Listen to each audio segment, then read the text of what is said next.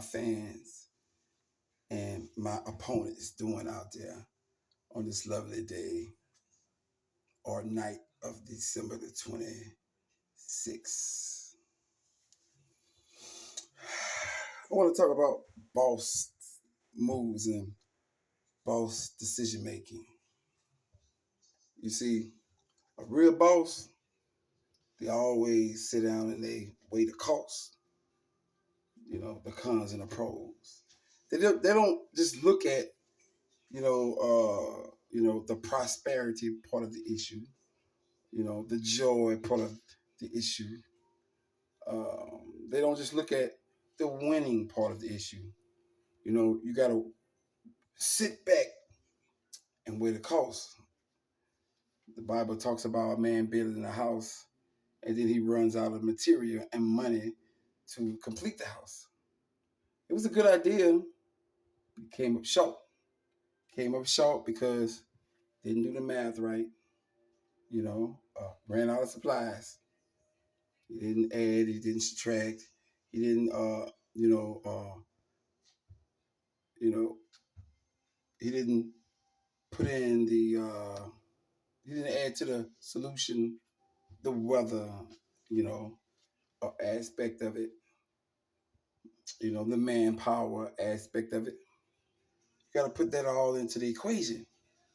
You know, a good math musician, you know, they're gonna look at all that before they start on a mission. You know, what it's gonna take to get it to the finish line. You see, there are some crimes that has no statute of limitation. So you may be winning in the beginning, but in the end, you're gonna lose. You're gonna lose big time. That's where patience comes in. You know, that's where being a long distance runner instead of you know a quarter horse, short distance runner, you know, cross country runner. You got to weigh the cost. See, every race is not a fast race. Some races, they're slow races. And this race that I found myself in, it's a pace race. You know, it's a race, that's gonna take consistent forward movement. You know, running at a pace where you won't wear yourself out before you get to the finish line. You see, many of my opponents, they just thought about, how it would make me feel, you know, of them betraying me. That's all was on their mind, how it would stop my forward movement, you know. All they wanted to think about was, I can't stand him. For whatever reason, that's your business. It has nothing to do with me. But because of your envy and your jealousy toward me, you involve yourself into my business. You made it your business to try to stop me. Know this, that you are an enemy. No matter what title you held in my life at one time, I don't see you as that person no more. You're my enemy. So whatever compassion, whatever mercy, whatever love that I have shown towards you people, it's no longer that because you have changed your position in my life. From a friend to a foe, from a family member to an outsider.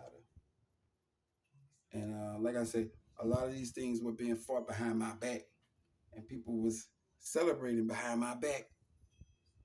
But now my eyes are open, and I understand and I see how much is against me. But I'm a strong person, very strong individual, mentally, physically, spiritually. I'm strength. I'm strong. I am strength. I am someone that is able to carry others because God made me that way. So all these different groups and these different organizations, that is taken to block me, you know, and you can say they winning, maybe. You can say they losing, maybe. It's all whether, what view you look at it. If you look at it from a righteous perspective, they're losing badly. Badly, man. I'm talking about all groups, and I'm victorious from that perspective. But if you're looking at it from, like it's something in the streets, you can say they winning a little, you know, and I'm catching up because, like I say, this battle was being waged against me, years ago, a couple of years ago. I'm 2 years and I'm 3 years maybe in trying to catch up to what these individuals have been doing behind my back. And they say only a coward, throw a rock, while a person back is turned. You know, only that's the work of an envious, jealous person. And I'm none of those things. None of those things you could put on my own title against me. You can never say I was jealous towards you, envious towards you, or hatred towards you.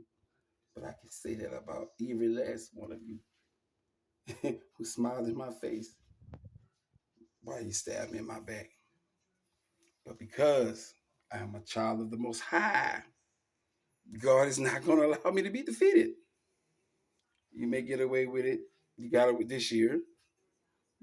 Maybe next year. I don't know.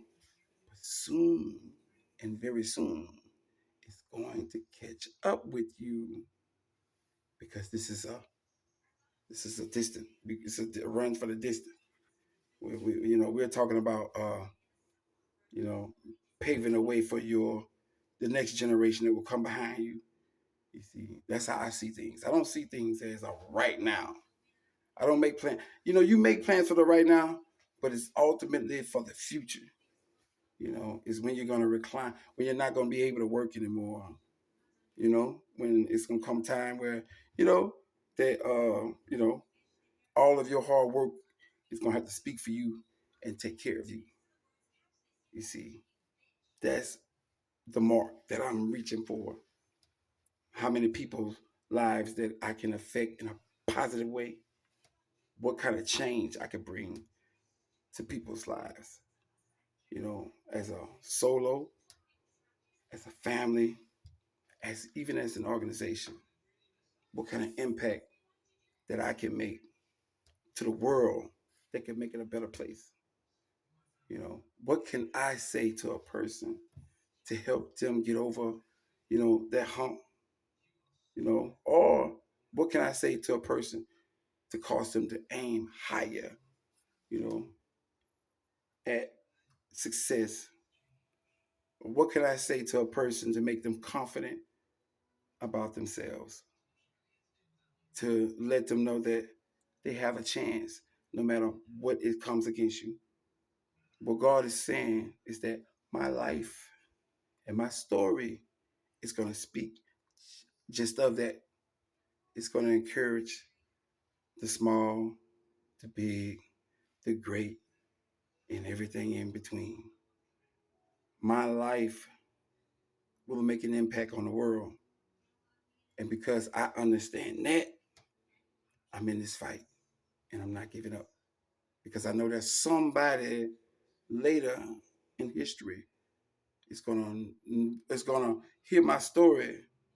It's going to encourage them to know and understand that no matter what comes against you, if you put your faith and your trust in the Lord Jesus Christ, He will bring you through this. You can make it. You can make it through witchcraft. You can make it when your family is against you and set all kinds of obstacles to try and stop you, even when they know that you mean good to the world and even to the family. And that you can make it when your friends stab you in your back. And you can make it when your so-called fiance smile in your face and will stab and spit in your face. despite all the love and all of the provision and all the support that you have given her over all him or her over all these years. You can still make it if you put your faith in the Lord, because he says he'll never leave you nor forsaken you. He says when your mother and your father forsake you, he said he'll be there for you. You see, I've learned to trust God at a very young age, overcoming being bullied, into gang stalking, and to many attempts made on my life. And I'm still standing strong. And I'm still standing in faith. And I don't blame God. I don't blame the world.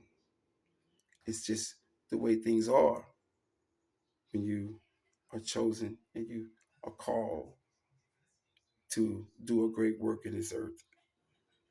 You know, I don't care what they say about you, how they feel about you. You can still make it holding your head up high, no matter where you've been or what you've been through. If you put your trust in God, if you hook yourself to the Lord Jesus Christ or bind yourself to the Lord Jesus Christ, he'll get you over the finish line and you'll be victorious. And you'll look back over your life and you will say, if it had not been for the Lord who was on my side, I would not have made it this far. I would not be able to keep my feet back up in a chair that's owned by me, in a house that's owned by me, on land that's owned by me, and say, I did a good job. I made an impact in the world. I didn't give up. I didn't give up. And you look back over those storms and you say, wow, wow. Lord, I didn't know I was that strong. Wow, wow. I'm so surprised that I made it. But Lord, because of you, I've made it. And because of you, even when I leave this world, I have a place to go to, a place of peace, a place of happiness, a place of joy, a place of true rest. Rest. Rest in peace. You see, that's what matters. And that's what counts. And if you ain't shooting for that mark, man, you're gonna be in for a rude awakening when you find out that all of your troubles had just begun. So I say to everyone that is listening on the sound of my voice, give it to God. Get hooked up to Jesus, and he will carry you over that finish line.